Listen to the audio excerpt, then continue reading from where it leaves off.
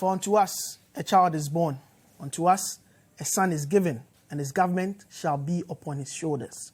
And he will be called Wonderful, Counselor, Mighty God, Everlasting Father, the Everlasting Father, and the Mighty One. That's Isaiah chapter 9, verse 6 there. In the spirit of the season, I welcome you to this week's installment of press conference right here on Citi, where journalists gather to dissect the major issues that came up as a result of press conferences in the week under review. In the program in this edition, we look at the last Meet the Press series, which was held by the Ministry of Tourism this week on the issues surrounding the year of return, amongst others. And then we move to the 400 million Ghana Citi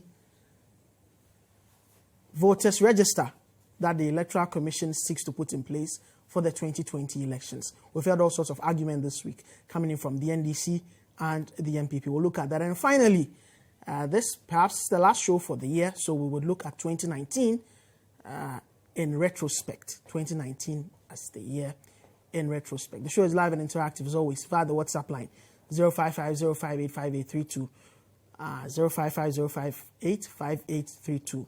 On Twitter, the hashtag is press conference. You can join us via the Facebook stream, drop your comments, and we would read them for you.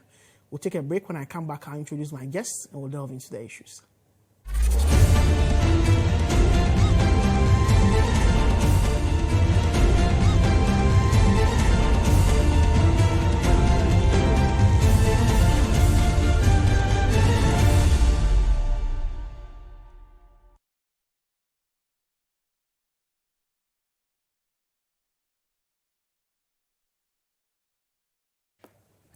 Anja, welcome back to press conference right here on Citi. Let me introduce my guest with whom I'm going to do the discussions tonight.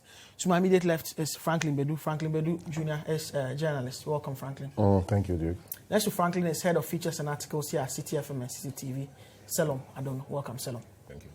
We're expecting a third guest. As soon as he gets into the studio and gets seated, we'll introduce him to you and we'll delve into the discussions. Of course, today has been a very eventful day. The New Patriotic Party held this National Delegates Conference. A couple of issues in there, but we'll be discussing that a bit later on in the program, I must say.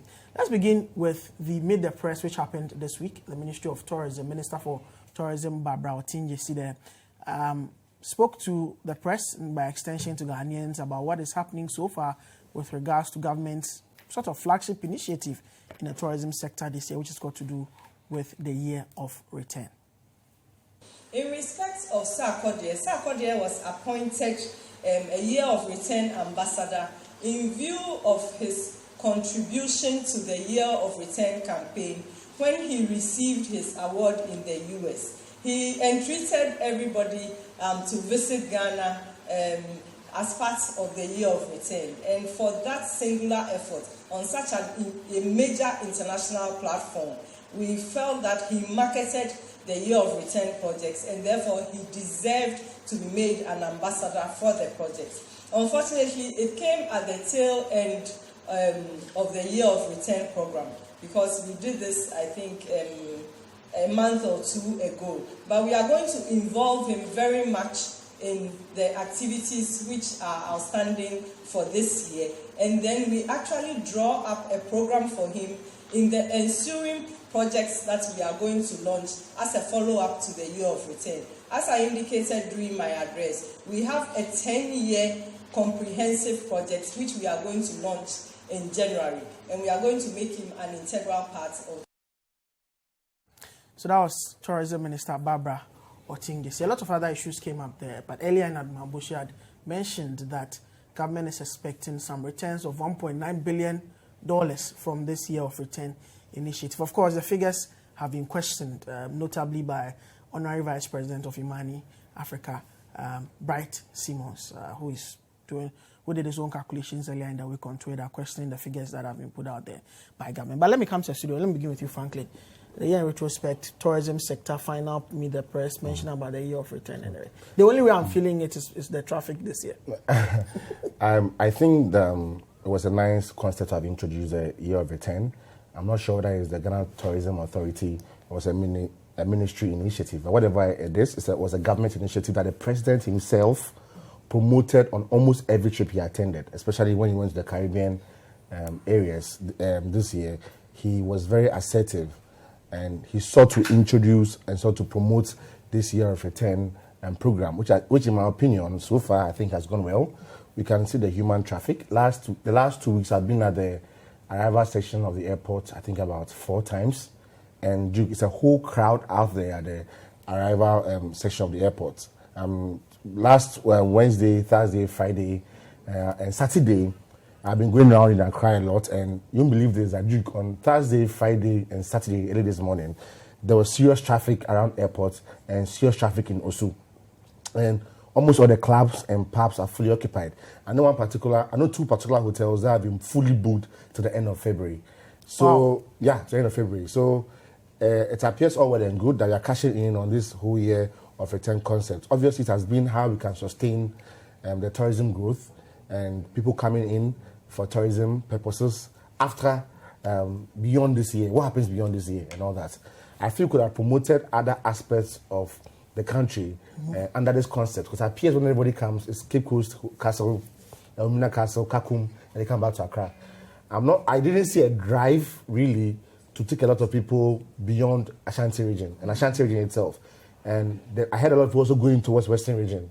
And there was a lot of talk about Maha and the environment and all that. So it's a good concept, which is laudable. We need to commend government on this concept. I think that it will be proper if they introduce other concepts after the year of return concept.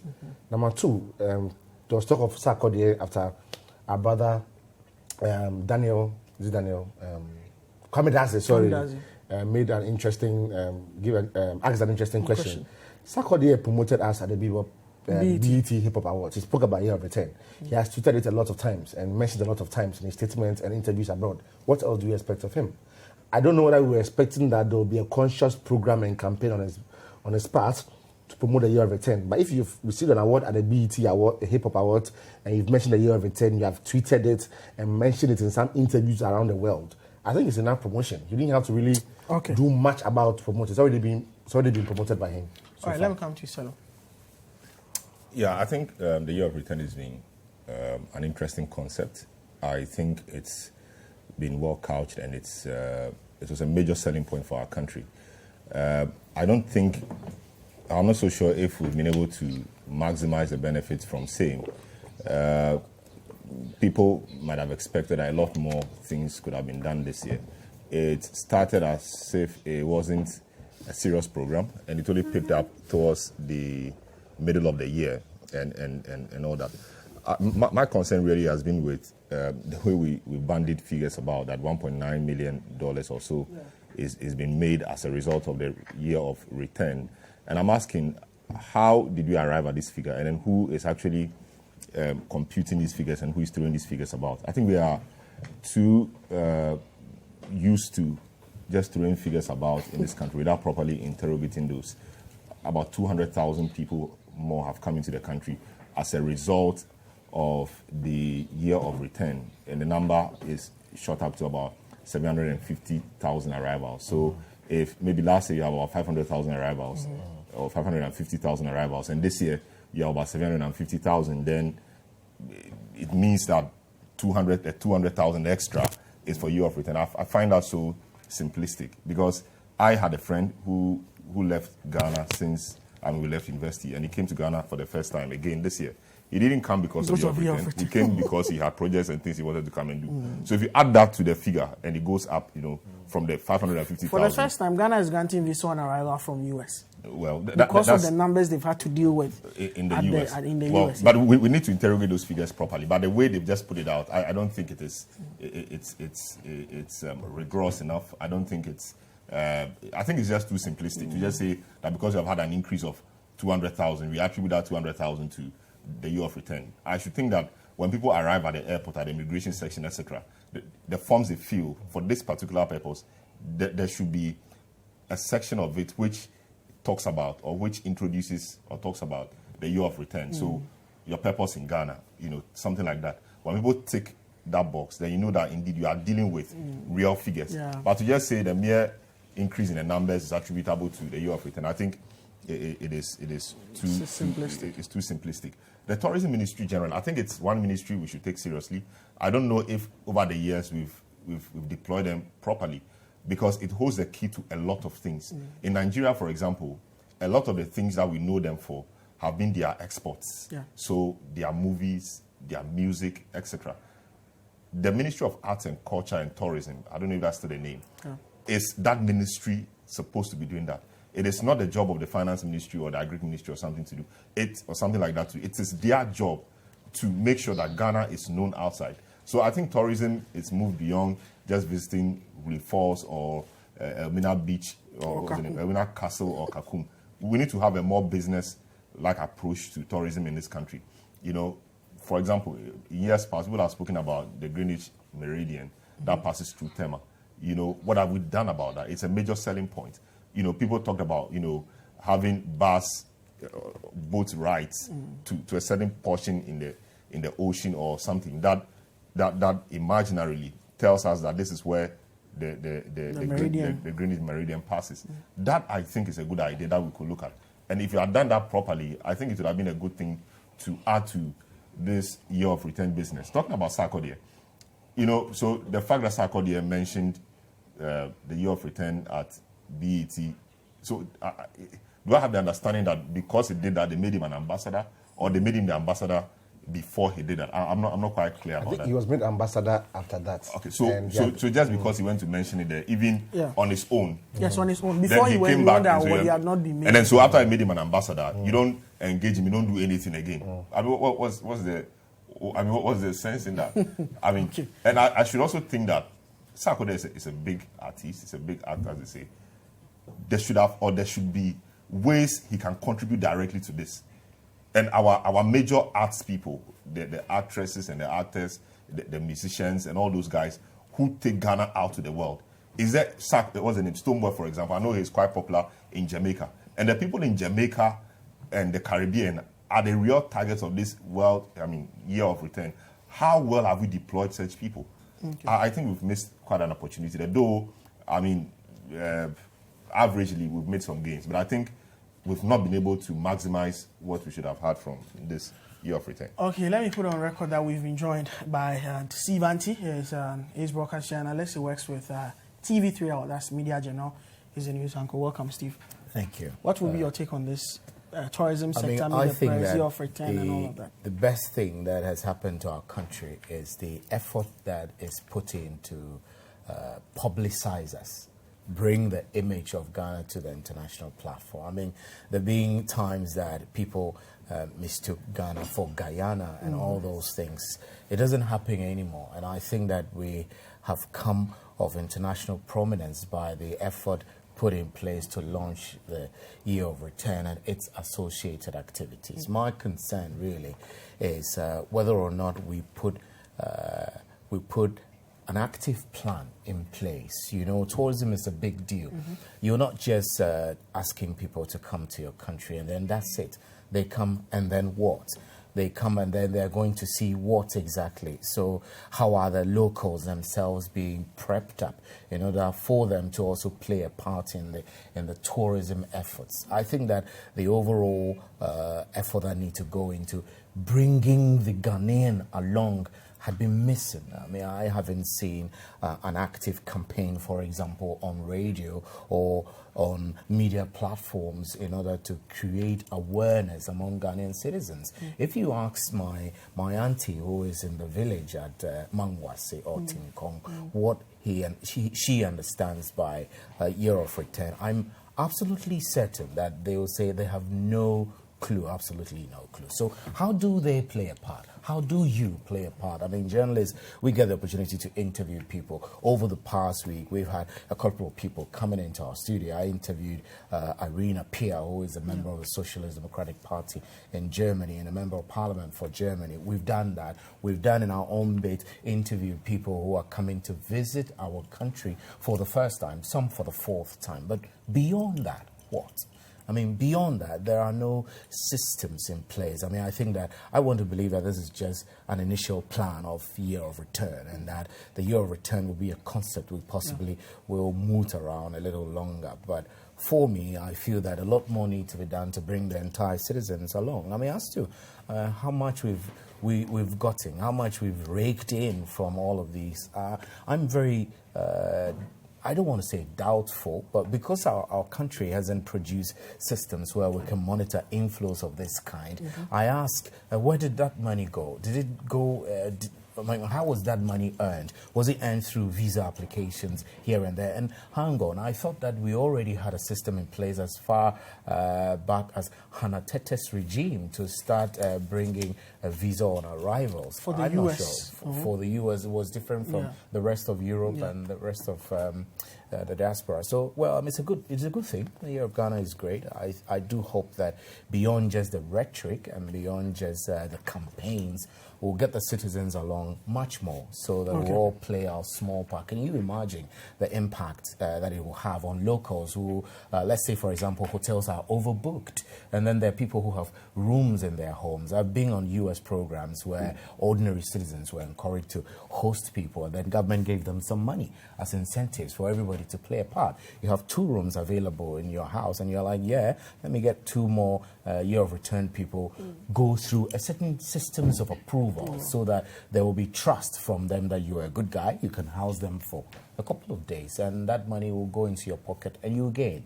So I think we need to look at the broader picture. This is a brilliant idea, I must say, and whatever we have to do as citizens, everybody can get involved to make it better. I hope that we'll get a better year of return. All right. Subsequent. We have to take a break. Just a quick one.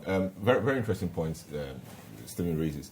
So what figures are you looking at? What's the benchmark? So have we told ourselves that, for example, maybe this 2019 year of return, we're expecting 1 million people, 500,000 people. Do we have such targets? And against what do we measure our success? Do we know how much in terms of money do we expect to rake in, etc.? I'm also quite surprised that we've not used certain key personalities like Rita Mali. I think recently she was granted citizenship. Yeah. I mean, she's been in Ghana for years. Yes, yeah. You know, and this person comes from the Caribbean. The people we are really wanting to see and target are the guys in the Caribbean, guys who have had, I mean, their ancestors have had, you know, some experience with slavery, etc. They are the people. How have we used Rita Mali? You know, we should find a role for her to play. We've not used them. In terms of the numbers coming, I remember prior to the CAN 2000, was it the one Ghana hosted and couldn't 2008? Yes, I remember some of the ministers saying that we need to be the proverbial Ghanaian hospitality must come to play. We need to open our houses to foreigners who will come, etc. Because the expectation was huge. They were expecting millions of people. I don't know how many people really came into the country as a result of that. Our expectations sometimes must be measured, so we don't get disappointed. But I really want to see what benchmarks exist for this. Okay, we've been told that the technocrats at the Tourism Ministry and other government officials are putting together a sustainable program that would run on this year of return initiative even after this year ends. We'll take a break. When I come back, we'll look into the other issues. This is press conference. Stay with us. You're welcome back. This is press conference right here on Citi TV. I'm Duke Mensah Opoku. I'm still in studio with Steve Franklin and Selom. Before we went on the break, we're discussing the matters arising out of the Ministry of Tourism, Creative Arts and Culture's press briefing earlier this week, probably which featured mainly or focused mainly on the Year of Return initiative, which is coming to a climax this December. Let's look at some of the messages that you have sent. Prince Henry Kofoedia says, good evening, Duke. It's good we have the Year of Return, but my problem is why are we limiting it to Greater Accra and some few regions? When my region is in the eastern region, when my region, the eastern region, has so many tourist sites, yet we can't see them touring these sites. Didi says, if the Year of Return has generated or can generate $1.9 billion, then why are we giving out our forests to the Chinese for $2 billion? I can't think far. Jamna from Pepiasi Kwewu says, I think the Electoral Commission or the Commissioner and government have a motive for the compilation of the new register. The good people of Ghana and the clergy must wake up to call or to condemn the acts that will bring up uprising before, during, and after the 2020 general elections. We're talking about the new voters register. It caused the walkout in Parliament yesterday when the budget of the EC was being approved, including the 440 million to be precise. The minority walked out, but the majority stayed and passed that 1,063 million Ghana cedi budget for the Electoral Commission, which includes that 440 million for the new register. But before that, the MPP and the NDC were holding press conferences. They held press conferences this week arguing for or against this new voters register. First, let's hear from the NDC.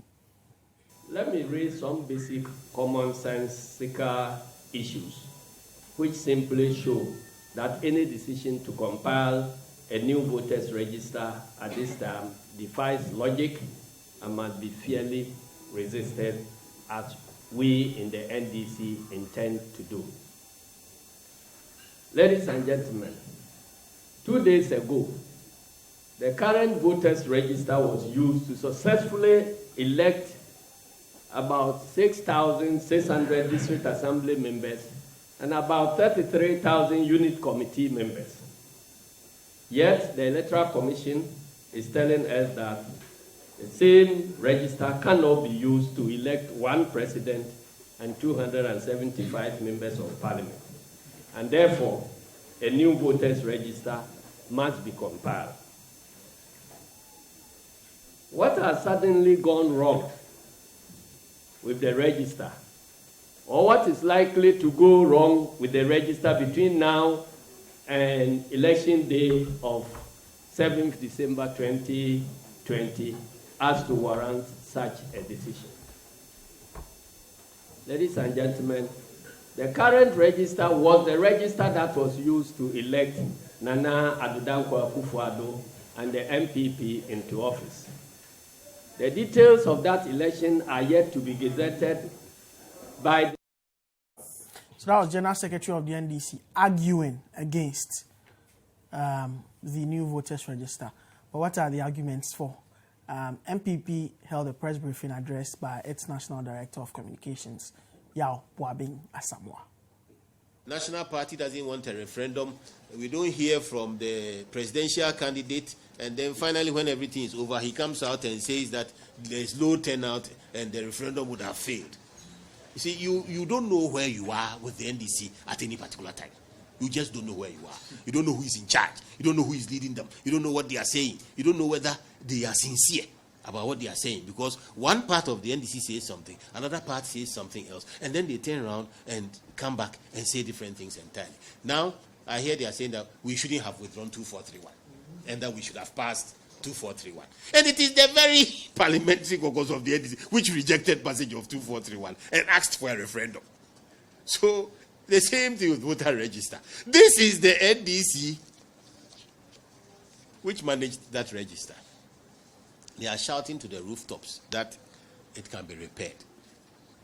It is, the call is that of the EC. They are managing the database. If in the judgment of the EC, something is fundamentally wrong, they are giving all manner of reasons. But again, it is their duty to convince us. As for the MPP, if they can demonstrate that the resources are worth it, if they can demonstrate that they have the time within which to deliver a credible register, and if they can truly show, that what they have is incapable of conducting a credible election, then by law, we will have to have a new register. So that's Yao Boabing Asamoah. Let me come to the studio. Let me begin with you, Selo, on this issue of the voters register. Well, interesting. I mean, I don't know why Ghanaians will always want, not Ghanaians, but I don't know why the Electoral Commission, after every electoral cycle, will want to develop or create a new voters register. And to sink over 400 million cedis into this project, I think it's quite excessive. I've not been convinced about the issues they've raised around the current register, that they want facial recognition, the companies which provide support for the BVDs or the biometric verification devices no longer support this particular one, and so on and so forth. I don't find these reasons convincing.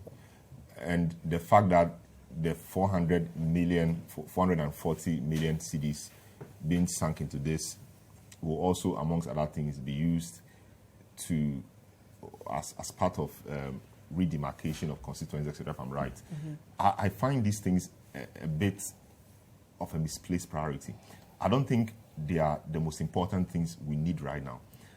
I may not be so technical in terms of my understanding of the current register, but as far as I know, this register was used in 2016 and produced an election result that many have said was very credible. And indeed, we had a good election. This same register was used for the referendum that created the 6 new regions. Nobody had a problem with that. This same register, a few days ago, was used for the district level elections. Nobody had any problem with that. Indeed, CODEO, in their statement, has said that the BVDs or the biometric devices and the register generally, performed at 93%. And 93% in any examination or any is excellent. Yeah. And there were issues with a few places, and that is to be expected. But this is an election that, we are told preliminarily that it will have a turnout of 40%. Obviously, in the national election, it will go up. The kind of pressure that will be on these machines in a national election, presidential, parliamentary, it's not the same. This district level election, you are hearing at a polling station in KNUST, not even a single person. So obviously the kind of pressures. But it's the kind of pressures we had. I'm not sure it'll be very different from the pressures we saw in 2016. I'm not sure it will be very different. But it's been 4 years since 2016. And if it worked quite well in 2016 and we didn't have any issue, I don't think it should be so different. There are upgrades. There are ways you upgrade systems. And I'm not sure the argument really is not to touch it at all. You can do things to upgrade it. But to scrap it and begin a new one entirely, I think it is an excessive expenditure that the Electoral Commission wants to engage in. And I don't think it is a proper use of our resources. And we've sunk a lot of money into other projects. Every government institution that takes data these days wants to do biometric. What's the point? NHIS has a biometric system. DVLA has a biometric system. The Passport Office has a biometric system. Now we have the Ghana card, which is also biometric. What's the point in doing all these? And it's a lot of money to set up systems like that. I thought the plan was to integrate them at some point so that when maybe you turn 18, automatically the Electoral Commission can see you in their database, and then maybe you have to go to their office or their district, or if it's time to exhibit the register or something, you go somewhere and then register and then choose your polling station or decide the polling station you will vote, because your details would have been with the Electoral Commission already. So the issue about foreigners coming into the country to register purposely for election, etc., would have been dealt with. So I think we are just throwing a lot of money away for nothing, all in the name of developing databases, when these databases are not talking to themselves. I'll not be surprised if in 2024, the Electoral Commission, under the same leadership or another leadership, comes to say that they need to do a new vote. We can't continue like this. We need to put the brakes at some point and say that this is what is important for us as a people. And I'll not be surprised if in the next few days, civil society groups and spontaneous people begin campaigns on social media and other places, like we saw with the Drop That Chamber campaign and a few others, because this is excessive. Is this how we want to use our money when we have a lot of things which require attention? Roads, even free SHS, a lot of things. Is this how we want to use 440 million? That's exactly the cost of free SHS for a year. 400 million. It. But we are going to sink this into a new voter. And I'm not saying the voter register is not important. It is important. It is a tool that helps us determine who becomes president, who becomes MP in our country. So it's important. And again, I'm quite disappointed at events which led to the workhouse staged by the minority. I thought we were in an era where we were talking about consensus building. So the president, cancelled or withdrew the bill for the referendum, citing a lack of a durable consensus. And I like the term durable consensus. Here we are, a critical thing like the voters register, which has a lot of implication. A major player in that process walks out. and nobody seems to be talking about it. What happened to the consensus? It's one of their tools available to them. Of course. I'm not saying it was wrong. I mean, if they've had their say, it wasn't wrong. But I think that overture should have been made so we have, a rallying point. We come to a certain consensus. Of course, the referendum, whatever it was going to be at the committee level, the EC came to Parliament requesting for 1.9 billion Ghana cedis. That was the budgetary allocation they wanted for next year. The minority and the majority agreed at the special budget committee, which oversees their work, to cut this 1.9 billion to 1,063 billion. So a little over 1.1, a little less than 1.1 billion. So for that, minority and majority were able to work on the consensus. What they, however, could not reach a consensus on was for a budget for this new register. Why couldn't they reach consensus on this? What was the big deal? The majority is convinced by the EC's argument that the register and all the other software and others have reached its shelf life. I mean, it's over. So there has to be a new register. The minorities say no way. And is it not curious, dude, that every time the governing party sees sense in the electoral commission's says, and the minority or the opposition party doesn't? I think we need to investigate why it is so. Okay. And from there, I think we can make progress. Let me come to you, Steve, on this issue. Don't we need a new voters register? Very soon, we might need DNA before we vote. You go to the poll and they check your DNA before you vote. I think that whether or not we need a new voters register has not been convincingly told to us. The Electoral Commission, we're hearing, wants to compile a new voters register. On the basis of what? We don't know. So what if there are problems with the existing voters register? We need to know what the problems really are. But if it's just because the Electoral Commission is of the view that the register does not reflect the true citizenship and that there are foreigners in the register, you will recall that the MPP prior to the election 2016 made a lot of noise about the voters register, even to the point Dr. Baumia, the NDC. But for the justifications, they've mentioned that most of the software that is running is getting obsolete. It's getting to the end of its that will shelf cost life. us 400 They have a million. virtually non-existent data center. You know the issues they've had with their data center and how much they were paying to some companies to maintain that data center for years, for which that contract was abrogated. Most of the BVDs, the manufacturer that manufactured them is out of business now. Most of them, they cannot be repaired. You have to replace them. These are the arguments that they are making.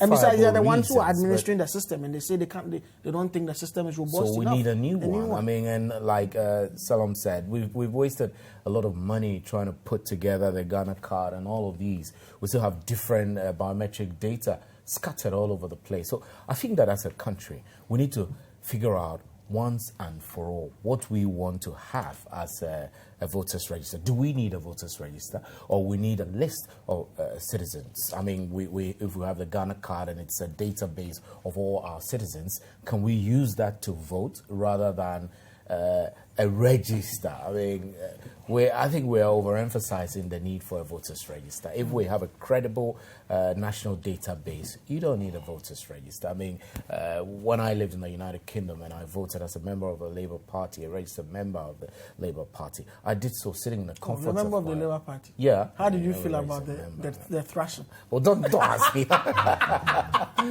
am actually. Are you a Covenant or you're calling to? I mean, my point is that there was a credible way of knowing that some of us are not citizens, and as Commonwealth citizens, we are able to cast our ballots where we find ourselves. And the law made provisions for it nicely without us having to go and put our name in some register. So I think that we need to begin to think to move beyond the physical register and to something more credible like a national database. Frankly.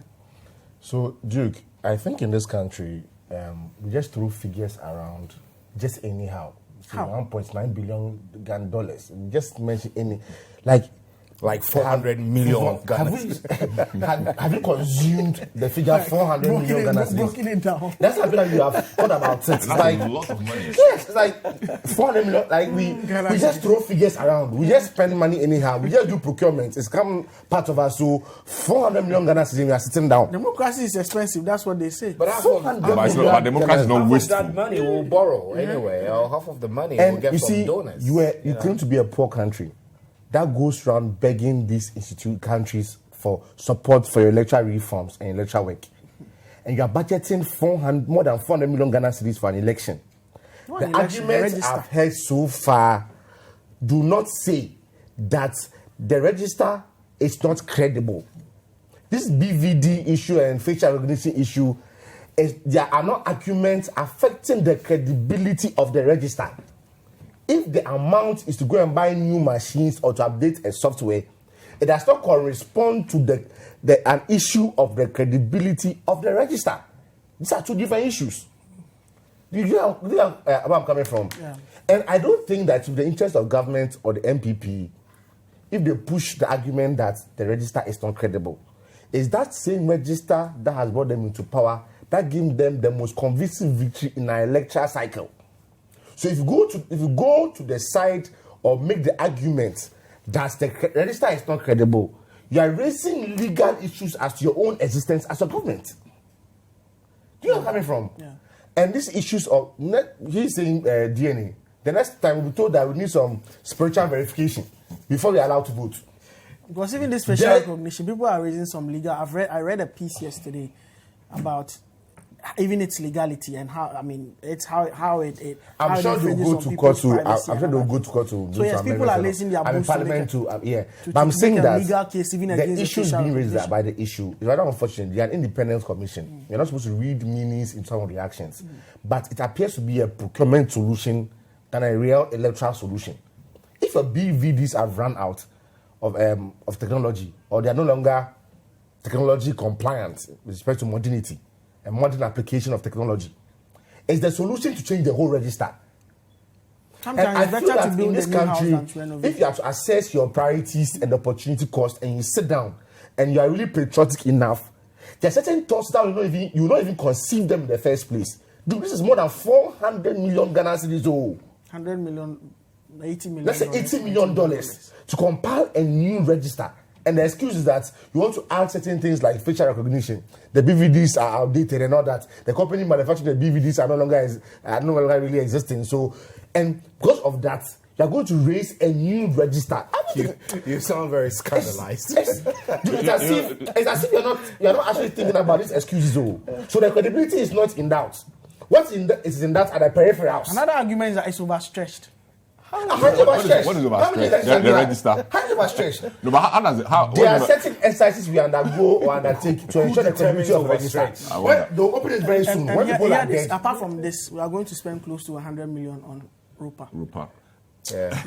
You see, the correct figure is 79 million Ghana cedis. Which one? For the implementation of ROPA in 62 countries. Dude, right now, what we are referring to. But for now, what's on the table is. Yes, I'm saying that so far the arguments do not relate to the credibility of the register. So I'm assuming that the register is credible. The issues that are in contention right now are the peripherals like BVD machines and some facial and spiritual recognition machines want to go and procure. Don't you understand? My point is that I don't think that they have sat down to think about the opportunity cost. You see, public servants only think about cost when they are supposed to deliver. That's how I've seen it. So I'm seeing this as a procurement solution. Not as do you know the kind of tensions that comes or related to compiling a new register? The tensions alone that is associated with compiling a new register alone, you have no idea. And you have less than a year to an election. Less than a year to an election. When will we finish compiling them? If I want to finish educating the public alone to go and register, before after registering, clean the register before the final day. And no matter the modus operandi to be used for the registration, NDC will end up saying it's not credible. You mark a day. It's a prophecy I'm making here on the show. NDC say it's not credible. MP will say it's credible. Let's go for the election. Okay. I'm saying that this particular proposal is needless, it's unnecessary. If anyone wants to sit down and actually consume that we have enough, more than 400 million Ghana cedis to waste on this. Look, it doesn't appear that we think about the opportunity cost. It appears that people just think about how they're going to run this country or run a particular system or institution for 2-3 years. They don't think about the future. Other than that, if it's taking 400 million Ghana cedis to fund fees just a year, do you know what it can do alone in the education sector, in the health sector?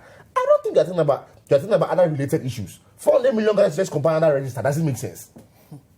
Well, that's what the Electoral Commission, they justified that before the Special Budgets Committee. Parliament has approved albeit being the majority, I mean the minority was not there. It was approved on Saturday, yesterday. It's been approved. They have the money, 1,063 million Ghana cedis.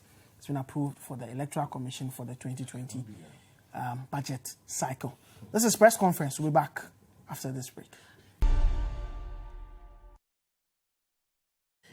You're welcome back. This is press conference right here on Citi TV. I still have in the studio Steve, Franklin, and Selom. Just gone by, we're discussing the matter of the new voters register. 440 million Ghana cedis projected to cost the taxpayers. Taxpayers is going to cough up some 440 million Ghana cedis to pay for this new register. The budget has been approved already by Parliament. Let's move on to our last issue for the day. It's not really an issue. We're ending 2019.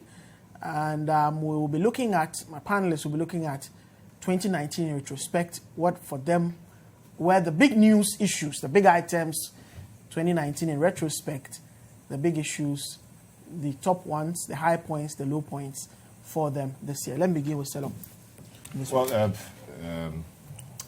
I think how many picks do you have? 2 picks? Two picks. Okay, I think... It's almost the full page, you say 2 picks. Time. So 2 I picks. think my 2 picks will be in general, will come from January. I think we saw...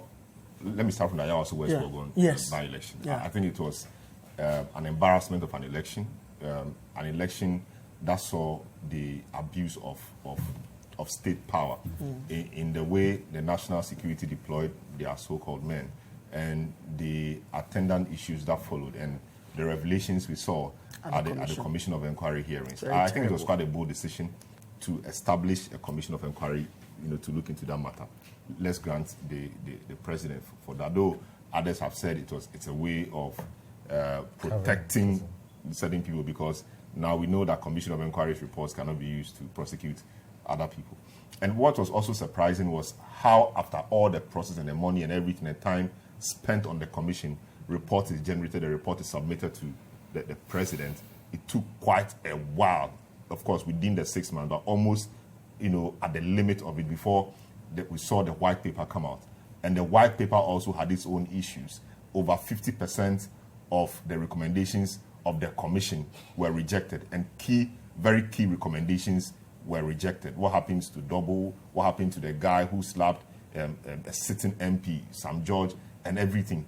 The way some of the recommendations of the commission were rejected, I thought were not very good, and it generated a lot of discussion.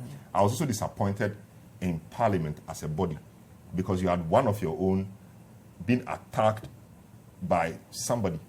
And I did not see a united front from Parliament making the case about the need to protect that person. It tells you how divisive that event was, and it tells you how parliamentarians or politicians do not care about things once it does not concern them. So for me, I think that was one. And my hope was to see another by-election and see how, given the fact that discussions have begun on the 2 political parties banning their so-called vigilante groups and the law passed against vigilantism, etc., to see how all those things will play out in that by-election. Of course, that by-election was not to suggest that somebody should die. Maybe somebody could resign or something. But we did not see that. Maybe we will see that before 2020. I'm not sure. But I really want to see how that will pan out. My other issue is with the enskinment of the Yana. I thought it was a major event. And I think it gives... it affords the people in the northern part of our country, the Yendi, Dagbon area particularly, some relief and peace, because it's been many years, since 2003 or so, they've not had, proper peace in that side of town. The state had to sink in a lot of money for security and everything, and it was just a mess. And we thank God that finally we've had a semblance of peace. We've had actual peace in that area, and kudos to the president for moving this, and kudos to all presidents since Kufuor's time who have been part of the process in getting us where we are. So basically, and Asante Hini too for the leadership role he played at making this work. So basically, though the other things we talk about. If we have more time, probably we'll come back to you. Franklin. Duke, my first issue will be the PDS scandal. where government on its own stated that there appeared to have been some fraudulent activities with respect to the whole PDS ECG takeover, and how flowing from that press conference by Peter Mewu, where government itself had admitted that there was some fraudulent misrepresentation or activity therein in that transaction, thereafter you've seen nothing. And it's as if nothing happened. The state is saying that a private company literally has scammed the nation. But the arrangement has been terminated. Is that not enough? But if there's a fraudulent activity and the agreement has been terminated, what difference does it make? Then what's the point of having rule of law and applying the law?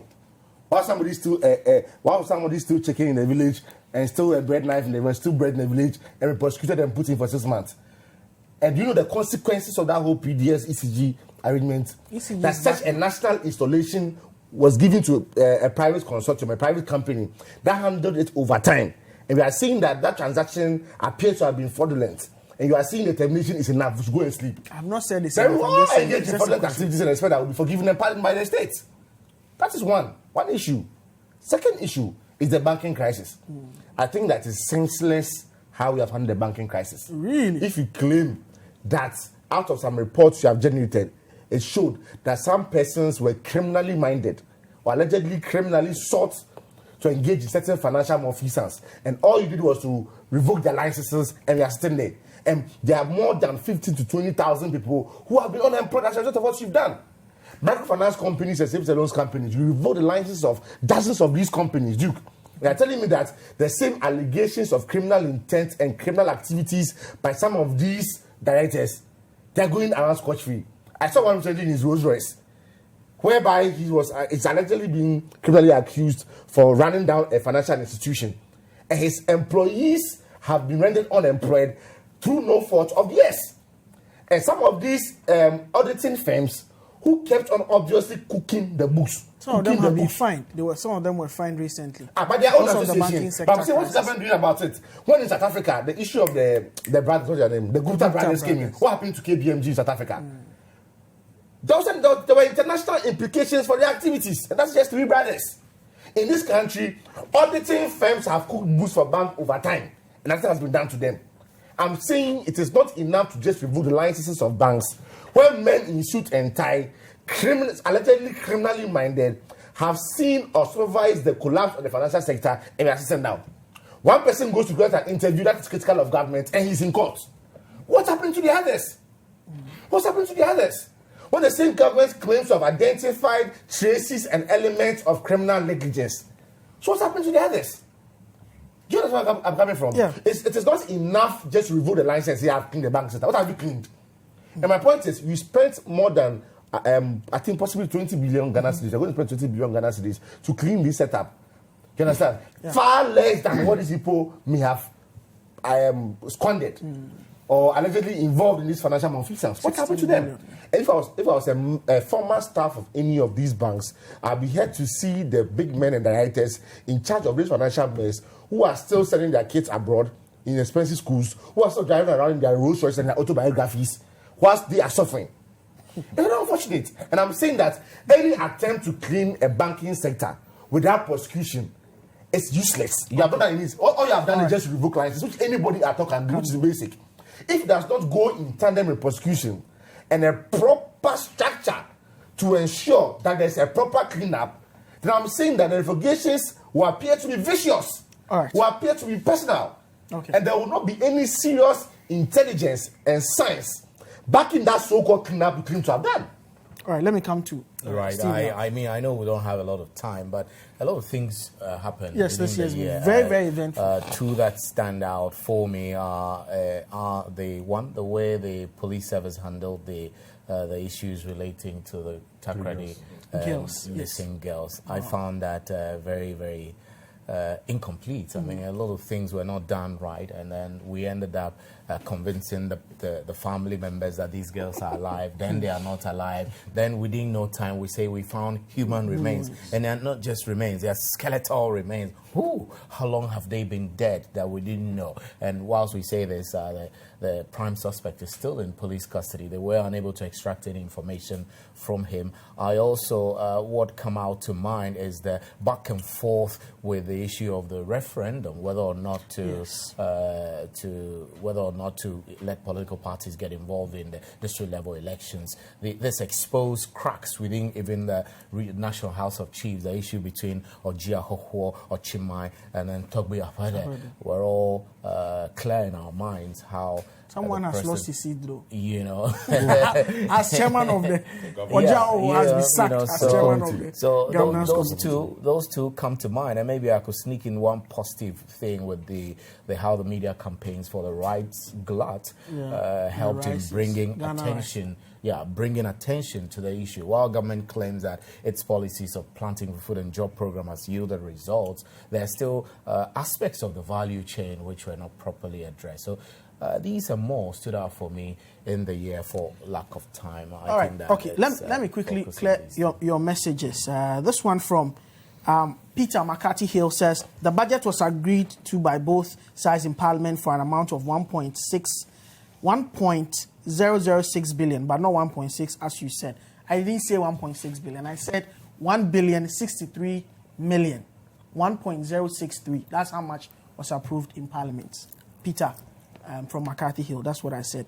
And this one from John in Accra says, having listened and observed the demeanor of Mr. Abuabi and some of the MPP, seems the MPP have always wanted a backdoor meeting with the EC to plan what to do with the other parties. I don't know what you... the new... Mensah from Kabak Hotel says, the new 400 million Ghana cedis voter register is not justified at all, especially when teachers' arrears have still not been paid. What kind of country is this? Nia Iku, final one, says, good evening, gentlemen. I can't believe we are going to spend 444 million Ghana cedis on a new register when we spent 380 million Ghana cedis on construction of roads in priority sectors in 2019. A couple more, but for want of time, we cannot deal with these messages.